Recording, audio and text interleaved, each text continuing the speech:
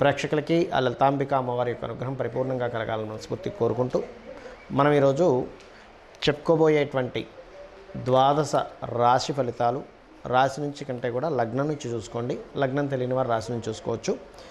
ఇప్పుడున్నటువంటి ఈ ఏప్రిల్ మాసంలో ఉన్నటువంటి గ్రహస్థితి కనుక చూసుకున్నట్లయితే గురువు మేషంలోని, రాహు మీనంలోని, కేతువు కన్యారాశిలోని, అదేవిధంగా కుంభరాశిలో శని యొక్క సంచారం జరుగుతూ ఈ శనితో పాటు కుజుడు కూడా కలిసి ఉన్నాడు. కాబట్టి ఈ కుజుడు 24వ తేదీ నుంచి మారుతున్నాడు.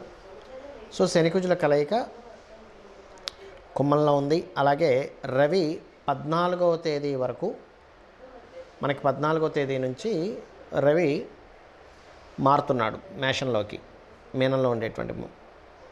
అదేవిధంగా 25వ తేదీకి శుక్రుడు మారుతున్నాడు మేషరాశిలోకి. ఈ యొక్క క్రమంలో బుధుడితో కలిసి ఉన్నటువంటి గురువు ఇద్దరు కూడా, ఈ బుధుడు వక్రించుకుంటే మీన రాశిలోకి వెళ్తున్నాడు. కాబట్టి ఈ యొక్క గ్రహస్థితిని అనుసరించి ద్వాదశ రాశుల వారికి, అదేవిధంగా ద్వాదశ లగ్నాల వారికి ఏ విధంగా ఉందనేటువంటిది మనం తెలుసుకుందాం. కుంభలగ్నము, కుంభరాశి. కుంభం వారికి కనుక చూసుకున్నట్లయితే రాశిలో శని కుజుల యొక్క సంబంధం ఏదైతే ఉందో ఇది కొంచెం వేడిని, కోప స్వభావాన్ని, ఎనర్జీని కూడా ఇస్తుంది చెప్పాలంటే. కాకపోతే కొంచెం ఈ బాడీ పెయిన్స్ ఉన్నటువంటి వారికి కొంచెం ఆ పెయిన్స్ రిలేటెడ్ సంబంధించిన కూడా ఇస్తూ ఉంటుంది. కాబట్టి కొద్దిగా ఆంజనేయ స్వామి ఆలయాలకు వెళ్ళడం కానీ, ఆంజనేయ స్వామి దండకం చదువుకోవడం కానీ, లక్ష్మీ నరసింహస్వామి ఆరాధన చేయడం కానీ చేయండి. దానివల్ల ఇబ్బంది అనేటువంటిది ఉండదు.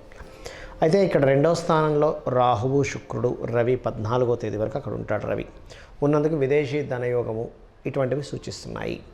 అట్లాగే ఈ రెండవ స్థానంలో శుక్రుడు కంబస్ట్ అవుతున్నందుకు కొంచెం మీరు ఏదైనా ప్రాపర్టీ పర్పస్లో ఏదైనా ఒక గృహము, వాహనం కొనుగోలు చేయడానికి ధనం ఇచ్చే విషయంలో ఈ శుక్రమౌర్జమి జరుగున్నంతకాలం కొంత జాగ్రత్తగా ఉండండి.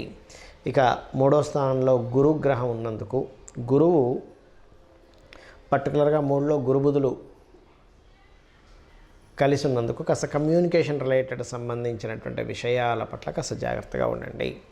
అలాగే మరొక విషయం ఏంటంటే ఇక్కడ ఈ పంచమాధిపతి 3లో గురువుతో కలిసి ఉండి ఈ ఆరో స్థానం అంటే ఈ పంచమాధిపతి గురువుతో కలిసి ఉన్నందుకు, అది వక్రిస్తున్నందుకు సంతానం కోసం ఎవరైతే ప్రయత్నం చేస్తుంటారో వారికి చాలా బాగుంటుంది.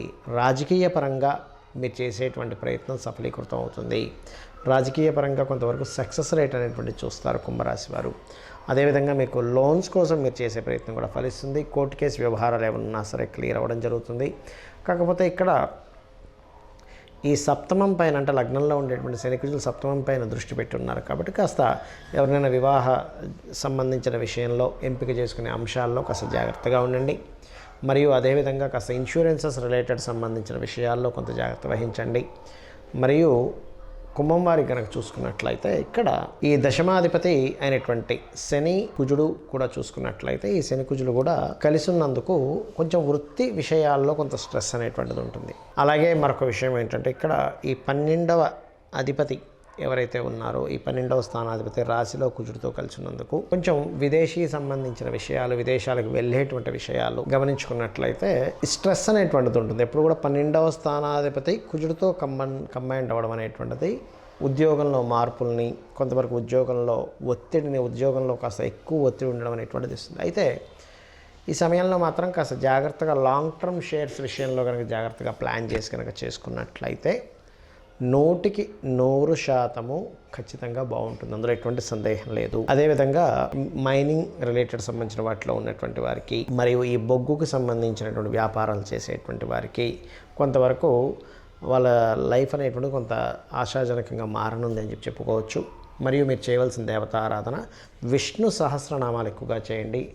సూర్యుడికి ఆదివారం పూట, ఎందుకంటే రెండవ స్థానంలో శుక్రుడిని కంబస్ట్ చేసుకుంటున్నాడు కాబట్టి ఆదివారం పూట పాయస నైవేద్యంగా పెట్టండి. అన్ని విధాలా బాగుంటుంది.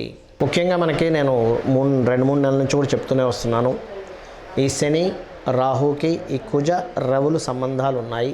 కాబట్టి దీనివల్ల కొన్ని డిఫరెంట్, అంటే కొంత లోకంలో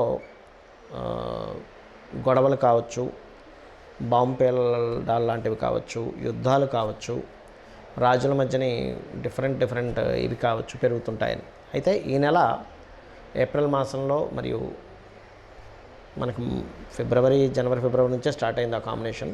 బట్ ఇంకా ఇప్పుడు శని కుజులు కూడా కలిసి ఉంటున్నారు. కాబట్టి పర్టికులర్గా మీరు ఏదైనా ఈవెంట్స్కి వెళ్ళినప్పుడు కానీ, లేకపోతే ఏదైనా ఒక వినోద సంబంధించిన ప్రదేశాల్లో తిరిగేటప్పుడు కానీ చాలా జాగ్రత్తగా ఉండండి. ఎందుకంటే కుంభరాశిలో శని కుజులు కలిసి ఉన్నారు. అన్ని రాశుల వారికి ఇది కేవలం ఈ లగ్నం వారి ఈ రాశి వారికి కాదు, యూనివర్సల్గా జరిగేటువంటి అంశం గురించి నేను మీకు చెప్తున్నాను.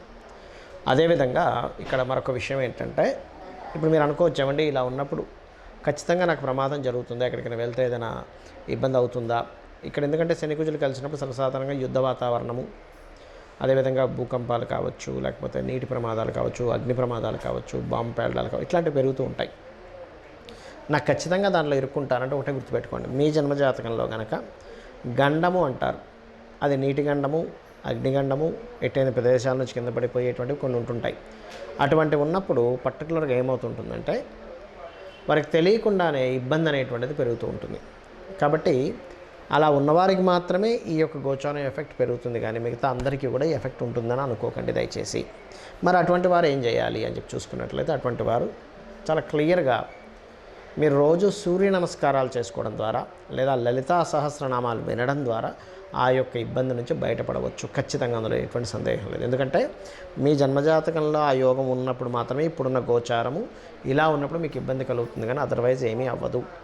మీ జన్మజాతకం ఎందుకు చూసుకోవాలంటే, మనం చేసినటువంటి పూర్వజన్మ కర్మ ఆధారంగా ఈ యొక్క జన్మలో మీరు చేసేటువంటి, అంటే గుర్తుపెట్టుకోండి, మీ లగ్నాన్ని బట్టి మీ యొక్క లైఫ్ ఎలా ఉంటుంది, మీ ధనస్థానాన్ని బట్టి మీ యొక్క జీవిత భాగస్వామి ఎట్లా ఉంటారు, అంటే మీ సప్తమ స్థానాన్ని బట్టి జీవిత భాగస్వామి, మీ ధనస్థానాన్ని బట్టి మీ యొక్క ధనయోగాలు ఎలా ఉన్నాయి, ఎందులో మీకు ధనయోగం ఉంది, అదేవిధంగా మీ తృతీయ స్థానాన్ని బట్టి మీ ప్రయత్నాలు ఏ రకంగా మీరు ప్రయత్నం చేస్తే సక్సెస్ అవుతారు, మీ సిబ్లింగ్స్ ఎలా ఉంటుంది, మీకు ప్రాపర్టీస్ ఏ దిశలో ఏ సమయంలో ఎప్పుడు కొనుక్కుంటే మంచిది, అదేవిధంగా సంతాన అభివృద్ధి ఎందుకు అవ్వట్లేదు, వివాహం ఎందుకు అవ్వట్లేదు, వివాహం ఆలస్యం ఎందుకు అవుతుంది, అసలు ఇది సరైన సమయమా కాదా వివాహానికి, అదేవిధంగా లైఫ్లో టర్నింగ్ పాయింట్స్ కావచ్చు, జాబ్లో బాగుంటుందా లేనట్లయితే బిజినెస్లో బాగుంటుందా, ఇన్వెస్ట్మెంట్స్ చేయడం అనేటువంటిది మీ ఒకటే గుర్తుపెట్టుకోండి, ఇన్వెస్ట్మెంట్స్ ఎప్పుడు చేయాలి, ఏ సమయంలో చేయాలి, ఎలా చేయాలి అనేటువంటిది